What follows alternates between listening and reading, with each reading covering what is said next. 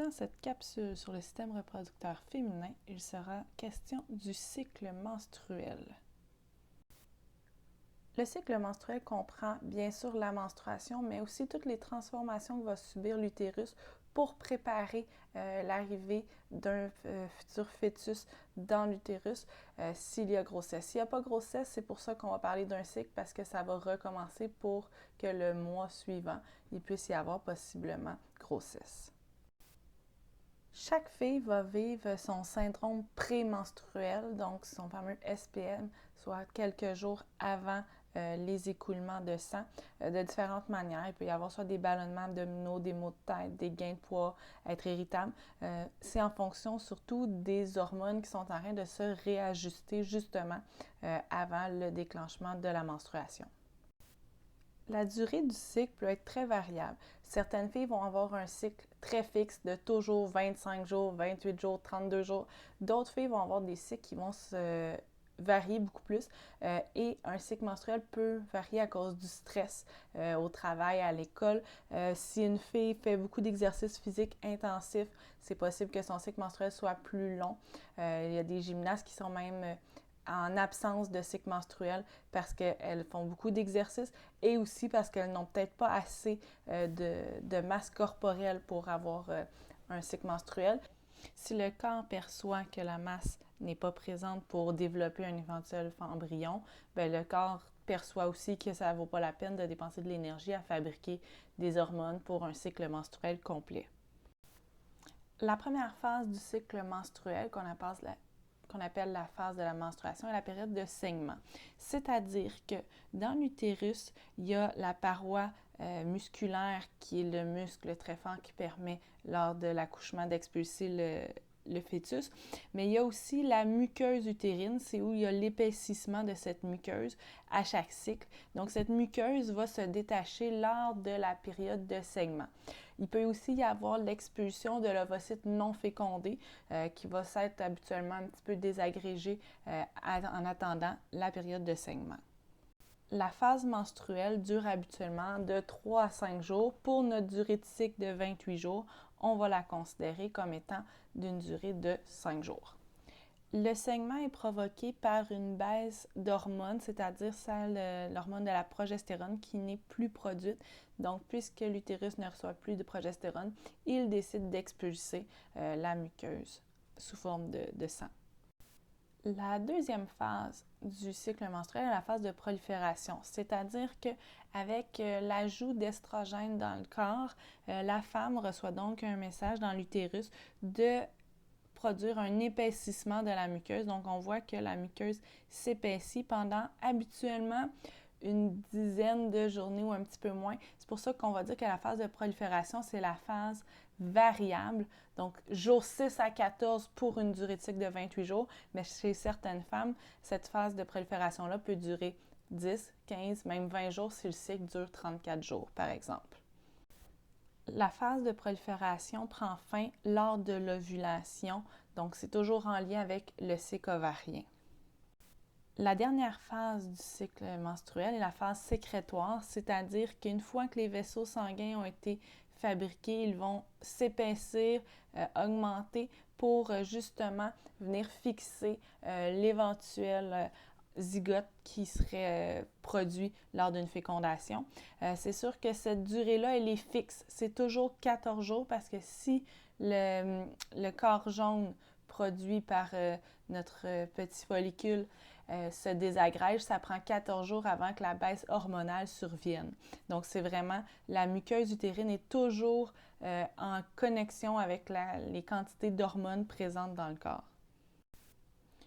Donc, si nous résumons le cycle menstruel, les 5 premiers jours, il y a la menstruation, donc écoulement de sang.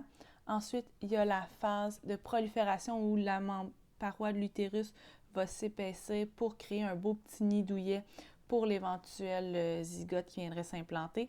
Et finalement, lors de l'ovulation, on aurait ensuite la phase de sécrétoire ou de prolifération qui permet justement d'épaissir et d'être le plus douillet possible. Et 2-3 jours après, avant la fin du cycle menstruel, bien, la femme a une baisse d'hormones, donc là, la paroi se détache pour être libérée par le vagin et il y a saignement. Ce qui est important de comprendre dans le cycle de la femme, c'est que le cycle menstruel et le cycle ovarien sont coordonnés ensemble. Un ne peut pas aller sans l'autre, sinon c'est là qu'il y a des dérèglements du cycle des cycles de la femme. Alors rappelons-nous que tout commence par l'hypophyse au niveau du cerveau qui va envoyer la production de deux hormones, c'est-à-dire la FSH et la LH. La FSH va envoyer le signal vers le follicule pour que le follicule puisse se développer. Le développement folliculaire va produire des estrogènes. Ces estrogènes, ces hormones, vont être envoyées vers l'utérus. L'utérus, en recevant le message des estrogènes, va développer l'endomètre pour recueillir, faire fabriquer un petit nid douillet. Lorsque l'endomètre est suffisamment gonflé, les estrogènes vont être renvoyés à l'hypophyse pour que celui-ci reçoive un message que la LH peut être produite en très grande quantité, c'est-à-dire le pic de LH qu'on va voir, qui va être envoyé à l'ovaire. L'ovaire, lorsqu'il va recevoir la LH, va provoquer l'ovulation. Après l'ovulation, le follicule va se transformer en corps jaune. Ce corps jaune va produire des hormones qu'on appelle la progestérone. Cette progestérone-là va envoyer des messages encore à l'utérus pour que l'épaississement de l'endomètre ait lieu. Lorsque l'endomètre va être suffisamment épaissi et que le corps jaune va avoir fait quelques journées, ça va produire de plus en plus de progestérone. Là, il va y avoir un signal qui va être envoyé, si le corps jaune est toujours présent, de stopper la production de FSH et de LH. Et ça indique que la femme est enceinte puisque le corps jaune est encore présent.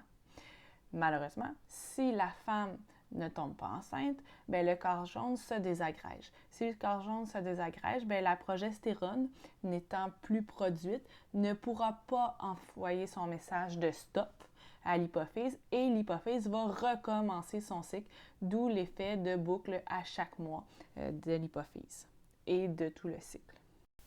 Dans ce dernier schéma, nous voyons très bien la synchronisation entre les hormones produites par l'hypophyse, les hormones qui sont produites par les ovaires ou le follicule et l'endomètre de l'utérus. Donc, on remarque qu'au début du cycle, il y a un petit peu de FSH de présente pour déclencher la production d'estrogène. Ensuite, l'estrogène étant très présente, la FSH et la LH ont leur pic pour produire l'ovulation. Et ensuite, c'est la progestérone qui prend le dessus, produit par le corps jaune. Et le tout diminue lorsque la femme ne tombe pas enceinte. Et ça fait en sorte qu'il y a expulsion de l'endomètre et saignement pour le début du prochain cycle. Le cycle menstruel et le cycle ovarien commencent habituellement à l'adolescence et se terminent vers les 45, 50, 55 ans au moment de la ménopause, c'est-à-dire que les deux cycles arrêtent. Donc la femme arrête de produire des hormones. Elle devient donc infertile.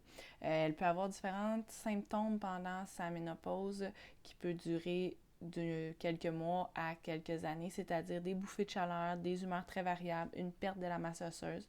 Donc, et pour que la femme soit considérée ménopausée, elle ne doit pas avoir eu de menstruation pendant plus d'1 an. Donc, à partir de ce moment-là, elle est considérée ménopausée et ne peut plus avoir d'enfant.